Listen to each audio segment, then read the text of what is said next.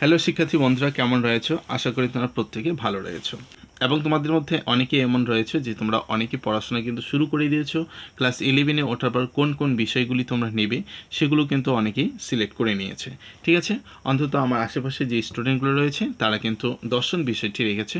তো অবশ্যই তোমাকে যদি পরীক্ষা হলে একটি ভালো মার্ক পেতে হয় তাহলে অবশ্যই দর্শন বিষয়টি রাখবে এবং সেই অনুযায়ী তোমাদের কিন্তু এবার এমসিকিউ টাইপ প্রশ্ন হবে। তোমরা প্রথম সেমিস্টারে, তারপর দ্বিতীয়, তৃতীয়, চতুর্থ সেমিস্টার রয়েছে। তোমরা অনেকে হয়তো জানো, কেউ না জেনে থাকলেও কোনো ব্যাপার নেই, আমি ধীরে ধীরে তোমাদের বলে দেবো। এবং প্রথম সেমিস্টারে দর্শন থেকে বা যে সাবজেক্টগুলো তোমরা এবার থাকবে তোমাদের 11-এর সমস্ত প্রশ্নের উত্তর এমসিকিউ টাইপ হবে। সুতরাং এর মধ্যে দর্শন বিষয়টি রয়েছে যে এমসিকিউ টাইপ প্রশ্ন হবে। একটি প্রশ্ন দেওয়া থাকবে, 4টি অপশন দেওয়া থাকবে, সেই 4টি অপশন থেকে তোমাকে সঠিক উত্তরটা নির্বাচন করতে হবে। তো সেই অনুযায়ী পরীক্ষায় আসার মতো কতগুলো ইম্পর্টেন্ট প্রশ্ন, সেই ইম্পর্টেন্ট প্রশ্নগুলো কিন্তু আমি তোমাদের উত্তর সহকারে দিয়ে দিচ্ছি। তো এগুলো ভালো করে পড়বে। ঠিক আছে, দেখো সেমিস্টার 1 চ্যাপ্টার নম্বর 7 আমরা দেখছি। এই 7 নম্বর চ্যাপ্টার থেকে আজকে ক্লাস নাম্বার দেখবো হচ্ছে 4 নম্বর ক্লাস। এর আগে এই অধ্যায় থেকে আমরা 3টা ক্লাস দেখে নিয়েছি। সুতরাং সেখানে একই রকমভাবে আজকে যেভাবে তোমরা দেখতে পাচ্ছ এভাবেই ঠিক একই রকমভাবে প্রশ্ন এবং তার উত্তরগুলো দিয়ে দিয়েছি। তোমরা অবশ্যই এগুলো নোট করে পড়তে থাকবে। ওকে, তো চলো আজকে প্রশ্ন নম্বর দেখবো 42 নম্বর প্রশ্ন 7 নম্বর অধ্যায় থেকে। ঠিক আছে, দেখো কারণ থেকে কার্যের অনুমান করা হলে তাকে কি বলা হচ্ছে? তাকে বলা হচ্ছে পূর্ববৎ অনুমান। যে জ্ঞান অন্য কোনো জ্ঞানের মাধ্যমে পাওয়া যায় তাকে কি বলা হচ্ছে? তাকে বলা হচ্ছে অনুমান। 44 দুটি বিষয়ের একত্র উপস্থিতিকে কি বলা হচ্ছে? অন্বয় বলা হচ্ছে।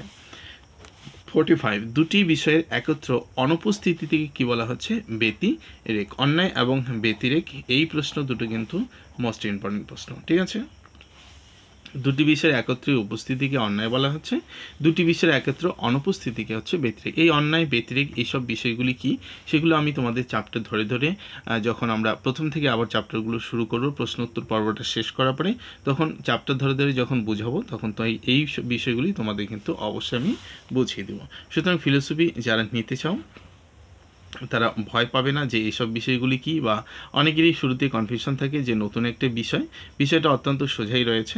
তোমরা এই চ্যানেলের উপর ভরসা করতে পারো, অর্থাৎ আমার উপরে ভরসা করতে পারো। ফিলোসফি বিষয়টি আমি সুন্দরভাবে তোমাদের বুঝিয়ে দেব।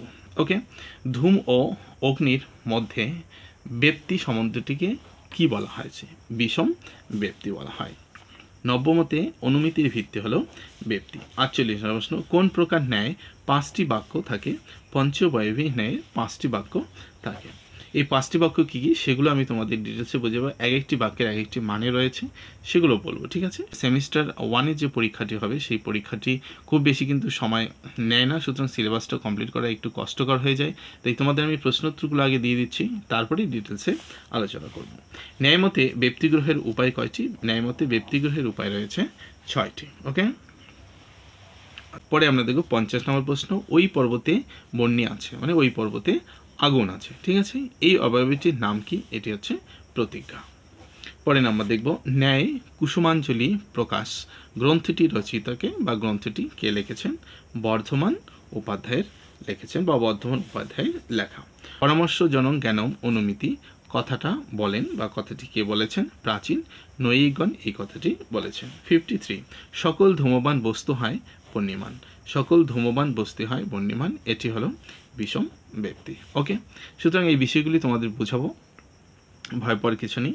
তো আজকের ক্লাসটি এই অবধি রাখছি, ভীষণ ইম্পর্টেন্ট রয়েছে আজকের এই ক্লাসটিতে। যে প্রশ্ন উত্তরগুলো তোমাদের দিলাম সেগুলো ভালো করে নোট করে পড়তে থাকবে। ওকে, আর ভিডিওটি ভালো লাগলে অবশ্যই চ্যানেলটি সাবস্ক্রাইব করে ভিডিওটি একটি লাইক করে দেবে, বন্ধুদের মাঝে শেয়ার করতে ভুলবে না।